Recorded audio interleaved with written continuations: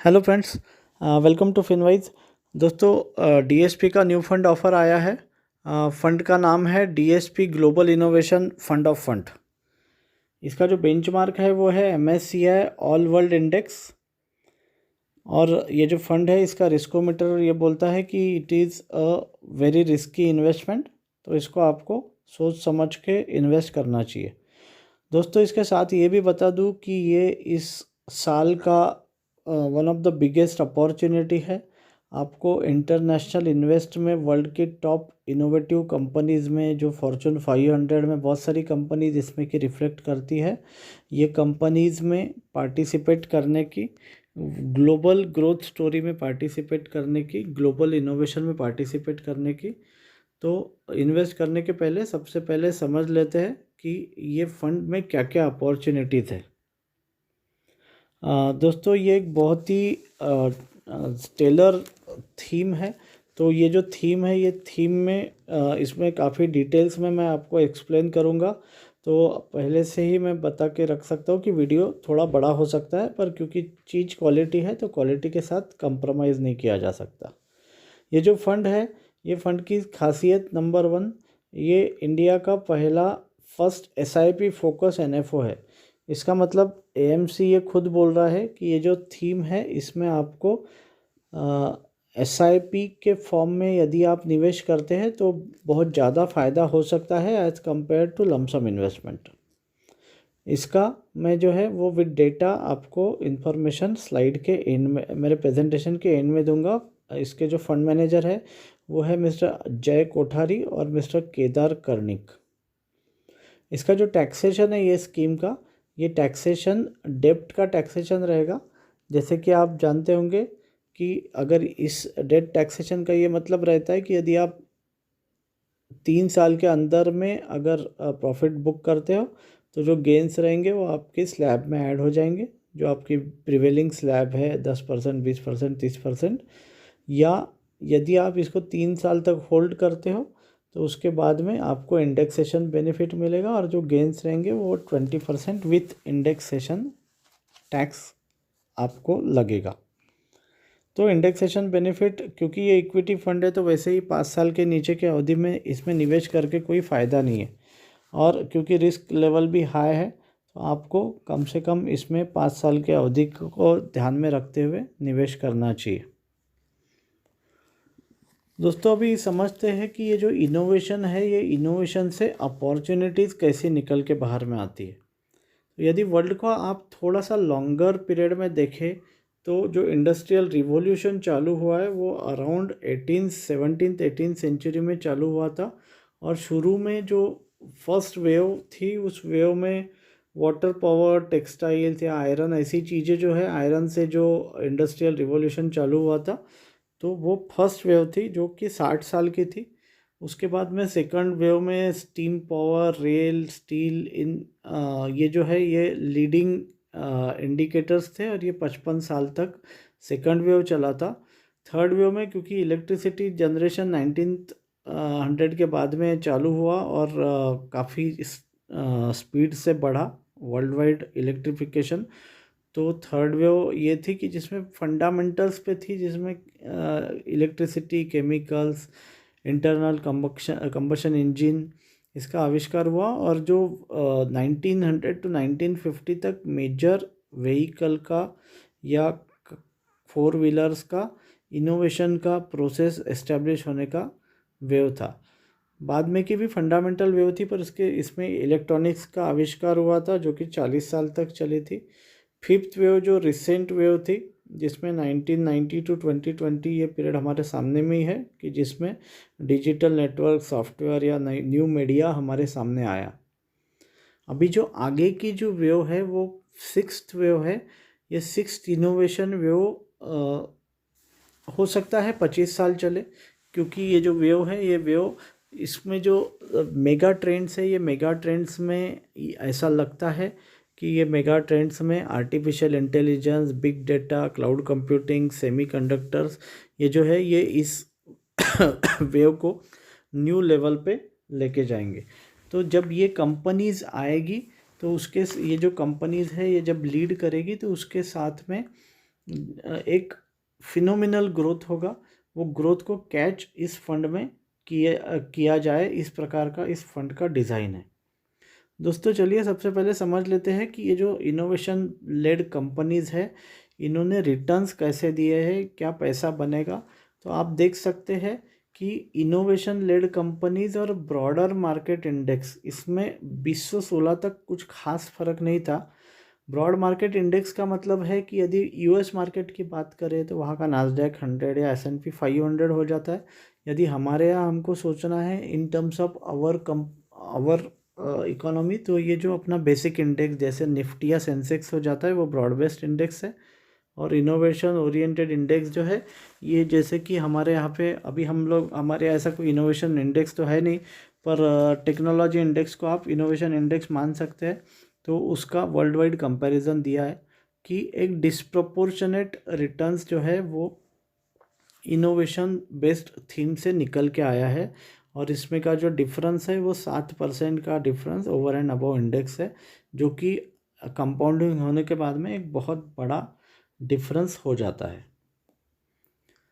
अभी ये जो ग्रोथ आने वाले समय में होने वाला है, उसमें जो लीडिंग थीम्स है या लीडिंग मेगा ट्रेंड्स है, उसमें की सबसे बड़ी जो मेगा ट्रेंड दिखती है, जो समझ में आती है, उसका जो बेसिस है वो है सेमीकंडक्टर। सेमीकंडक्टर क्या है?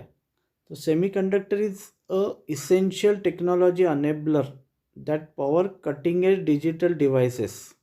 तो सारे डिवाइसेस आप ले लो, कोई भी इलेक्ट्रॉनिक डिवाइसेस ले लो, उसमें सेमीकंडक्टर एक फंडामेंटल फैक्टर बन जाता है। और अभी आप सबको पता ही होगा कि वर्ल्ड वाइड सेमीकंडक्टर का शॉर्टेज चल रहा है। चाहे टेलीविज़न रहे, मेडिकल केयर रहे, चाहे कंप्यूटर, फ़ोन्स, ऑटोमोबाइल्स, कहीं पे भी बिना सेमीकंडक्टर के कोई भी इलेक्ट्रॉनिक डिज़ाइनिंग पॉसिबल नहीं है। अगर आप सिंपल कार की बात करें, जो व्हीकल्स की बात करें, तो व्हीकल्स के अंदर में कमिंग पीरियड में आपको दिखेगा कि ऑटोमेशन नेक्स्ट लेवल पे जा रहा है। इसमें ऑटोनॉमस, इसमें बेसिकली अनमैन्ड व्हीकल की तरफ जो है वो डेवलपमेंट जा रहा है। Wireless communication is supported by semiconductors. Vehicle communication business जो है वो भी सेमीकंडक्टर उसका बेस है। फिर उसके बाद में इंटीग्रेटेड व्हीकल सिक्योरिटी सिस्टम, इसमें भी सेमीकंडक्टर और इलेक्ट्रॉनिक्स का बहुत ज़्यादा यूसेज है। और आपको यहाँ पे आप ये ग्राफ में राइट में देख सकते हैं कि 1970s में जो कार्स बनती थी या जो कार प्रोड्यूस होती थी, उसमें केवल 5% ही इलेक्ट्रॉनिक्स रहता था, क्योंकि बाकी सब तो लोहा लंगड़ रहता था, मशीन्स रहते थे, इंजन्स रहते थे। 1980s में ये 10% हो गया, और लगभग हर 10 साल में इलेक्ट्रॉनिक कंपोनेंट जो है या electronics as a cost component, ये 5% से बढ़ता रहा है। और 2020 में यदि आज की डेट की कार हम ले तो 40% कॉस्ट तो इलेक्ट्रॉनिक की आती है, जो बढ़ के 50% तक जाएगी, ऐसा अनुमान है। तो इससे आप अंदाज़ा लगा सकते हैं कि जो सेमीकंडक्टर मैन्युफैक्चरिंग कंपनीज़ है, वो कंपनीज़ को कितना बेनिफिट हो सकता है या किस प्रकार का ग्रोथ ये कंपनीज़ एक्सपीरियंस कर सकती है। दोस्तों, बहुत सारी सोशल मीडिया कंपनीज़ है जो कि एक नया ट्रेंड फॉर्म कर रही है। सोशल मीडिया कंपनीज़ के साथ में आर्टिफिशियल इंटेलिजेंस एक इमर्जिंग ट्रेंड है।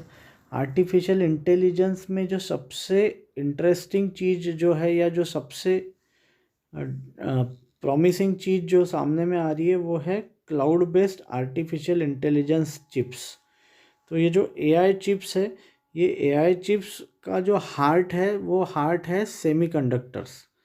और ये जो एआई चिप्स का जो बिजनेस है, इसमें semiconductor forms around 12% of the part of AI market. और बाय 2022, और ये जो एआई चिप्स का जो ग्रोथ का जो प्रोजेक्शन है, वो प्रोजेक्शन 54% का प्रोजेक्शन है। क्लाउड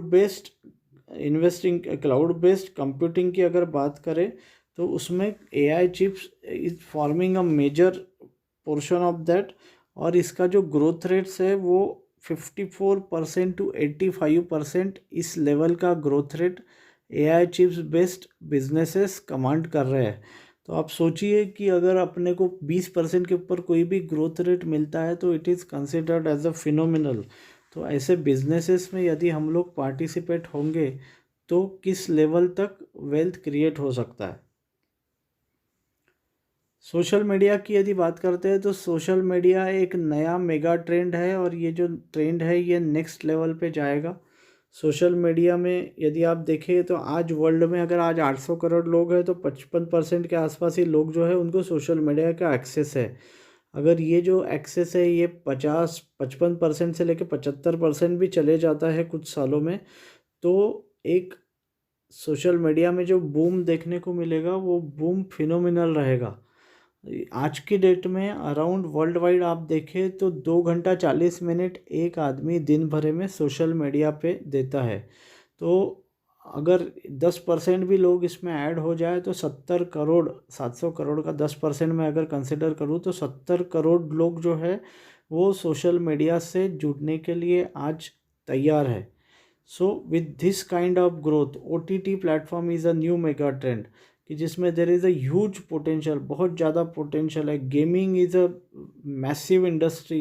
2.9 मिलियन गेमर्स आज वर्ल्ड वाइड इस प्लेटफॉर्म पे, अलग अलग गेमिंग प्लेटफॉर्म्स पे काम कर रहे हैं, और इसका आज का इंडस्ट्री का वैल्यूएशन जो है वो वैल्यूएशन $300 बिलियन हुआ है। और जब से ये वर्क फ्रॉम होम ट्रेंड चालू हुआ है, वर्क फ्रॉम PC, तो ये ट्रेंड के साथ में गेमिंग इंडस्ट्री कोविड-19 पेंडेमिक के बाद में it has grown many fold.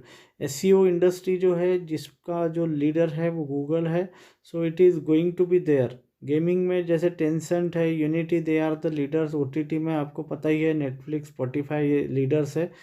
तो ये जो मेगा ट्रेंड है ये मेगा ट्रेंड कंटिन्यू रहने वाला है। कुछ नए ट्रेंड्स की भी बात कर लेते हैं। तो जो नई ट्रेंड्स है, नए ट्रेंड्स में सबसे इम्पोर्टेंट ट्रेंड्स है biotechnology trend, health care trend, जो कि एक गेम चेंजर रहेगा। बायोटेक्नोलॉजी, अगर जीन्स की बात करें तो दोस्तों मैं आपको कुछ फैक्ट्स आपके साथ शेयर करूं कि अभी जो डेवलपमेंट हुआ था, जो कोविड के लिए जो वैक्सीनेशन डेवलपमेंट हुआ था जो कि मॉडर्ना ने डेवलप किया था, आपको पता होगा। इट्स अ बिग इनोवेशन जिसका $1 मिलियन में बेनिफिट कंपनी को कमिंग पीरियड में होगा। और अभी आपको एक मैं रिसर्च शेयर करता हूँ। अगर आपने सुना होगा किमरिया, ये जो मेडिसिन है, ये जो ड्रग है, ये जो drug anti cancer drug already develop हो चुका है, और ये एक इनोवेटिव टेक्नोलॉजी जो कि जीन टेक्नोलॉजी है उस टेक्नोलॉजी पे डेवलप हुआ है। दोस्तों आज तक जीन्स के बारे में सिर्फ स्टडी किया जाता था, पर इसमें जीन को सीधा मॉडिफाई कर दिया जाता है जीन टेक्नोलॉजी में। और क्योंकि डायरेक्ट मॉडिफाई हो जाता है तो सारे जो डिसीजेस है उसका जो बेसिक बिल्डिंग मॉडल है वो जीन है, तो उसी को यदि मॉडिफाई कर दिया जाए तो उसके ड्रास्टिक रिजल्ट हमको देखने को मिल सकते हैं, मिरेक्युलस रिजल्ट। किमरिया की अगर मैं बात करूं तो ये जो प्रोजेक्ट है US बेस्ड प्रोजेक्ट है, इसमें अराउंड $4.75 मिलियन ऑलरेडी लगाया जा चुका है। और किमरिया की जो ट्रायल्स हुई है तो एक सिंगल डोज से 83% पेशेंट जो है वो केवल 3 महीने में कैंसर मुक्त हो चुके हैं। सो जस्ट इमेजिन करिए अगर ये कंपनी को FDA का पूरा फुल प्लेज्ड जब लाइसेंस मिल जाएगा और उसके बाद में ये जो ड्रग आएगा, तो ये company they will mint money in millions and billions. तो अगर ऐसी थीम्स में, ऐसी पोटेंशियल ट्रेंड्स में, मेगा ट्रेंड्स में यदि आपका पैसा जाता है तो पैसा तो अनाप शनाप बढ़ जाएगा, इसमें कोई भी दो राय नहीं है। बात करते हैं रोबोटिक्स और आर्टिफिशियल इंटेलिजेंस की। ये एक अगेन एक बहुत बड़ा मेगा ट्रेंड है। रोबोटिक्स ने जो है इसमें अलग अलग सब बेनिफिट्स, सब फील्ड्स है, जैसे कि सर्जिकल रोबोटिक्स है, ये भी एक $5-6 बिलियन की इंडस्ट्री 2020 में हो चुकी है। और बाकी भी बहुत सारी रोबोटिक्स में ट्रेंड्स अवेलेबल है। तो और आर्टिफिशियल इंटेलिजेंस में भी ग्रोथ पोटेंशियल बहुत ज़्यादा है। तो ये भी इस थीम का एक इम्पोर्टेंट पार्ट होने वाला है। So with this is not the only theme, इसके साथ फिनटेक थीम्स है। फिनटेक थीम ये भी एक मेगा ट्रेंड है जिसमें payment across the world is a big trend, big growing innovation, जिसमें पेपाल जो इंडस्ट्री लीडर है, फिर पेमेंट गेटवे जीएमओ यदि आपने सुना होगा, it is a big leader. इससे भी बड़ा एक मेगा ट्रेंड है जो कि पूरी फाइनेंशियल इंडस्ट्री का तरीका ही बदल सकता है, वो है ब्लॉकचेन टेक्नोलॉजी। दोस्तों ब्लॉकचेन टेक्नोलॉजी में जैसे वन ऑफ द लीडर मैं कॉइनबेस की बात करूँ, आप यदि देखो तो जो इनोवेटर्स है 10 से 20 साल में इनोवेटर्स टोटली बदल जाते हैं। जो 20 साल पहले इनोवेटर्स थे और जो नेक्स्ट जनरेशन के इनोवेटर्स है, क्योंकि टेक्नोलॉजी से फिनोमिनल पैसा जनरेट होता है। There is a unlimited compounding and scale up कि जो एक फिज़िकल बिजनेस नहीं कर सकता वो टेक्नोलॉजी से संभव है। ये टेक्नोलॉजी में एक लीडर है जिसका नाम है कॉइनबेस। ये कॉइनबेस इस पोर्टफोलियो का पार्ट हो सकता है। Coinbase is a basically a global enterprise कि जो क्रिप्टो एक्सचेंज प्रोवाइड करता है। इसका stock already New York stock exchange में आप देखेंगे यदि, तो it is listed at around $225। और ये इतना बड़ा ग्रुप रहने के बावजूद भी हु आर $1 बिलियन ग्रुप, इसमें यदि आप यू विल बी सरप्राइज कि इसका अपना खुद का कोई हेड क्वार्टर नहीं है, तो इसका कोई फिक्स्ड एक्सपेंस नहीं है। तो ऐसी कंपनी की जो न्यूयॉर्क में लिस्टेड है, बिगेस्ट इनोवेटर है, कल चल के they can be in next 10 years, अगर क्रिप्टो बिजनेस ऐसा ही बढ़ते जाता है so they can beat bigger names also. और इस इन लिस्टेड कंपनीज में यदि हमारा एक्सपोजर है तो उस केस में it can give a lot of, it can virtually mint money. इसके सिवा बाकी जो ट्रेंडिंग चीज़ें हैं उसमें P2P लेंडिंग है, जिसमें lending club is a leader, electric vehicle is another trend, Tesla must be forming a part of this portfolio. तो अभी तक मैंने आपको जो चीज़ें बताई ये सारी ट्रेंड्स है, और ये ट्रेंड्स इसका इंडस्ट्री का पूरा नक्शा बदल देगी। द वे वर्ल्ड ऑपरेट्स, वो एंटायर सिनेरियो, ये जो कंपनीज़ है ये कंपनीज एंटायर सिनेरियो चेंज कर देगी। दोस्तों यदि अगर मैं सॉफ्टवेयर की बात करूँ, software is going to form a major part of this portfolio. Software में अभी वो ज़माना गया कि जब सॉफ्टवेयर डेवलपर सॉफ्टवेयर डेवलप करता था। Now there are SaaS SaaS software based platform, then PaaS which is a platform which is a different entity, और इंफ्रास्ट्रक्चर। तो ये जो इंफ्रास्ट्रक्चर्स है, ये इंफ्रास्ट्रक्चर में जो स्पेंडिंग्स आ रहे हैं दे आर इन $1 बिलियन। अभी का जो इंफ्रास्ट्रक्चर है वो infrastructure is based on various different parameters. इसमें क्योंकि सर्वर्स तो अभी तो सर्वरलेस सिस्टम की बात चल रही है, फिर ऑर्केस्ट्रेशन कंप्यूटिंग की बात चल रही है, क्योंकि जिसमें एंटायरली जब वर्ल्ड पूरा जो है, क्योंकि आपके लैपटॉप में या आपके डेस्कटॉप में सर्वर ही नहीं बचेगा, आपके इसमें हार्ड डिस्क ही नहीं बचेगा, एंटायर डेटा जो रहेगा वो सर्वर पे रहेगा। केवल इंडिविजुअल्स का ही नहीं, तो पूरा एंटरप्राइज जो है, enterprise data will also be there on cloud. इसका अरेंजमेंट कैसे किया जाए, डिज़ाइन कैसे किया जाए, ये एक टेक्नोलॉजी है जिसको ऑर्केस्ट्रेशन टेक्नोलॉजी बोलते हैं। गूगल क्लाउड कंप्यूटिंग का, GCP का यदि आपने नाम सुना होगा, so there is a trillion gigabyte of data, कि ये डेटा को अलग अलग सर्वर्स में क्लाउड पे रखा जाता है। और ये जो कंपनीज़ है, ये कंपनीज़ का जो ग्रोथ रेट है दैट इज़ फिनोमिनल। ऐसी कंपनीज़ में यदि हमारा पैसा लग जाता है तो ये कंपनीज़ का जो ग्रोथ रेट है, हर कंपनी का ग्रोथ रेट 25% से ऊपर में है। माइक्रोसॉफ्ट की यदि बात करूँ, which is going to form a likely major part of the portfolio, तो 3.5% का माइक्रोसॉफ्ट का वेटेज रहेगा। मैं आपको सीधा सीधा ये फंड के पोर्टफोलियो के बारे में अभी, क्योंकि मैंने काफ़ी सारा डिटेल में आपको ये थीम्स के बारे में बताया, तो फंड का पोर्टफोलियो किस प्रकार का रहेगा इसका एक आपको अभी मैं डायरेक्टली आइडिया दे सकता हूँ। टॉप 10 स्टॉक्स यदि मैं बात करूँ तो 6 are coming from semiconductor theme, like Nvidia हो गया, मैं थीम वाइज बात करूँगा। फिर उसके बाद में जो है वो लैम रिसर्च हो गया, ASML होल्डिंग हो गया, वर्ल्ड में का सबसे बड़ा आईसी सर्किट मैन्युफैक्चरर, मैंने सब थीम की बात करूँ है, सेमीकंडक्टर प्रोड्यूसर TSMC, जो कि अमेरिकन ADR के फॉर्म में अमेरिका में अवेलेबल है। तो ताइवान सेमीकंडक्टर मैन्युफैक्चरिंग कंपनी हो गया। फिर Texas instrument, advance micro devices, AMD processor का नाम आपने सुना होगा। So these are going to form a part of this portfolio. उसके बाद EV व्हीकल का जो लीडर बनेगा वो है Tesla, it is again a part of this portfolio. Apple रहेगा, सॉफ्टवेयर मेजर, फिनटेक कंपनीज में स्क्वेयर रहेगा।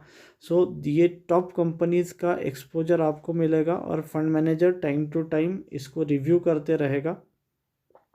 यदि ब्रॉडर व्यू देखा जाए how the sector wise portfolio बना हुआ है, तो सेमीकंडक्टर्स का जो वेटेज है वो 29% है। टॉप 3 चीज़ें अगर देखूँ तो सेमीकंडक्टर, सॉफ्टवेयर और इंटरनेट इंटरेक्टिव मीडिया मिलकर 65% का वेटेज हो जाता है। सॉफ्टवेयर में you can expect Apple to be a part, other than that Microsoft, new player Zoom आया है अभी, शॉपिफाई इज़ अ पार्ट। फिर इसमें इंटरनेट एंड इंटरेक्टिव मीडिया में needless to say Google, Twitter are the leaders. Semiconductor के leaders तो अभी मैंने ऑलरेडी बता दिए। तो ऐसे इसके सिवा जो नई जो थीम्स है इसमें biotechnology is one theme and health care, कि जहाँ पे एक फिनोमिनल ग्रोथ आने वाले डेकेड में देखने को मिलेगा। फिर फिनटेक स्पेस है। इस प्रकार की जो चीज़ें हैं ये पोर्टफोलियो का पार्ट बनेगी और एक अच्छा ग्रोथ हमको देखने को मिलेगा। इंडियन मार्केट में क्योंकि ये थीम्स हमारे पास अवेलेबल नहीं है, companies are there but they may not be listed, या वहाँ पे उतना रिसर्च एलोकेशन या इनोवेशन एलोकेशन हुआ नहीं है। तो इंडिया में हमको क्योंकि ये फंड में डालने का और एक रीज़न, पैसा निवेश करने का और एक रीज़न है कि अभी सेमीकंडक्टर स्पेस रहे, चाहे 5G, gene technology, interactive media, इसमें ऐसे ग्लोबल प्लेयर्स, EV में भी ऐसे global players are not available, और ये ग्लोबल लेवल पे सारे के सारे प्लेयर्स अवेलेबल है। अभी चलिए सीधा सीधा बात करते हैं पोर्टफोलियो कैसे बनेगा। दोस्तों पोर्टफोलियो जो बनेगा, क्योंकि ये जो यहाँ का जो फंड मैनेजर है वो डायरेक्टली US के स्टॉक्स में नहीं डालेगा, क्योंकि हर कंपनी का अपना रिसर्च इन डेप्थ करना पड़ता है। तो जो प्रूडेंट तरीका है कि वहाँ पे जो ऑलरेडी एस्टेब्लिश सक्सेसफुल फंड्स है उन फंड्स में DSP म्यूचुअल फंड पैसा निवेश करेगा। तो इसमें जो 4 फंड्स रहेंगे वो एक्टिव फंड्स रहेंगे, जिसमें Morgan Stanley US insight fund है, फिर BGF वर्ल्ड टेक्नोलॉजी फंड है, फिर निको AR के डिसरप्टिव इनोवेशन फंड है, और fourth fund is blue box global technology fund. और आई शेयर्स के 2 फंड्स है, जिसमें एक सेमीकंडक्टर फंड है और नास्डैक 100 का टेक्नोलॉजी ETF है। So with this kind of portfolio fund manager weightage, एक इंडिकेटिव वेटेज अभी दिया है, तो ये इंडिकेटिव वेटेज में जो पैसिव फंड्स रहेंगे वो 30% रहेंगे और 70% एक्टिव फंड्स रहेंगे। इसका लार्ज कैप बायस रहेगा पोर्टफोलियो का, क्योंकि लार्ज कैप में वोलेटिलिटी, प्रेडिक्टेबिलिटी ज़्यादा रहता है, एस्टेब्लिश बिजनेस रहता है। तो बड़ी कंपनीज अराउंड 90% के रेंज में रहेगी, माने लार्ज कैप और मिड कैप मिला के। इस प्रकार का ये फंड का पोर्टफोलियो बनेगा। आज की डेट में भी मार्केट में फंड्स अवेलेबल है, पर उनके पास एक ही फंड मैनेजर है, पर ये जो फंड है इनके पास में 4+2 यानी 4 एक्टिव और 2 पैसिव फंड मैनेजर्स अवेलेबल है। तो जो रिस्क है, जो कि एक इनोवेशन फंड्स में रिस्क बना रहता है, टेक्नोलॉजी फंड्स में ये रिस्क बहुत कम हो जाता है। अभी दोस्तों फाइनली आपको मैं एक चीज़ बता दूं कि क्योंकि ये जो फंड्स है, क्योंकि इनोवेशन की भी अपनी साइकिल रहती है, क्योंकि ये टेक्नोलॉजी कंपनीज है, पैसा भी ज़ोर से आता है, करेक्शन में पैसा नीचे भी ज़ोर से जाता है। तो ऐसी थीम्स से यदि आपको वेल्थ क्रिएट करना है तो इसमें SIP ये जो तरीका है, इसमें रिटर्न्स एनुअलाइज बेसिस पे यदि बात करूँ तो रिटर्न ज़्यादा बना है आज तक as compare to the lump sum. अगर एवरेज 10 ईयर SIP की बात करूँ तो बास्केट ऑफ इनोवेशन फंड्स के जो रिटर्न्स आए हैं वो 17.7 आए हैं, और MSCI ऑल कंट्री इंडेक्स के रिटर्न 12.3 आए हैं। तो 5% का जो अल्फ़ा है, ये अल्फ़ा तो बना हुआ है as compare to the global broad based indexes. और SIP की बात करूँ तो SIP में एडिशनल 3% to 5% के रिटर्न्स, क्योंकि वोलेटिलिटी ज़्यादा है, जैसे कि आप ग्रीन ट्रेंड में देख सकते हैं, तो उससे बन चुके हैं। सो विद दिस अगर आप MSCI इंडेक्स की बात करें और इनोवेशन फंड्स की भी बात करें तो 1% का डेल्टा यहाँ भी क्लियर कट दिखाई देता है। तो इसलिए AMC का ये मानना है कि क्योंकि ये स्कीम वोलेटाइल है, एग्रेसिव स्कीम है, तो इसमें SIP में ज़्यादा पैसा बनेगा, जोखिम भी बहुत कम हो जाता है। तो इसलिए कंपनी ने इसको SIP फोकस थीम करके इसको प्रमोट किया है। ये कंसेप्ट मेरे को भी बहुत अच्छा लगा, क्योंकि बहुत सारी कंपनीज है जिनके लिए AUM मैटर करता है, पैसा मैटर करता है, पर DSP उस टाइप का कंपनी नहीं है। कंपनी खुद ही बोल रहा है कि इन्वेस्टर का पैसा आप SIP के फॉर्म में डालिए तो आप एनुअलाइज रिटर्न ज़्यादा एक्सपेक्ट कर सकते हैं। तो दोस्तों इस प्रकार का थीम है। यदि मेरे को अपना पैसा निवेश करना है तो मैं definitely 100% I will bet on this fund. और आपको भी मैं सलाह दूंगा, इस फंड में SIP चालू करिए, डेकेड भर SIP चलाइए। इन्वेस्टमेंट का डिसीजन, क्योंकि ये जो है ये कोई पर्सनलाइज एडवाइस इस वीडियो में मैं नहीं दे रहा हूँ, आप आपके एडवाइज़र के साथ बैठ के डिसीजन लीजिए। बट ये जो फंड है, ये जो थीम है, ये थीम एक अच्छा रिटर्न आपको और एक अच्छा alpha as compare to the other funds, एक अगर आप लंबे अरसे तक 5 से 10 साल का सोचते हो तो डेफिनेटली बना के देगा। ये मेरा अपना टेक है। डेफिनेटली आप इस फंड में ज़रूर निवेश करिए।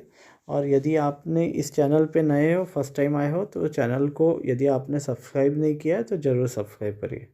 Thank you friends, thank you for joining.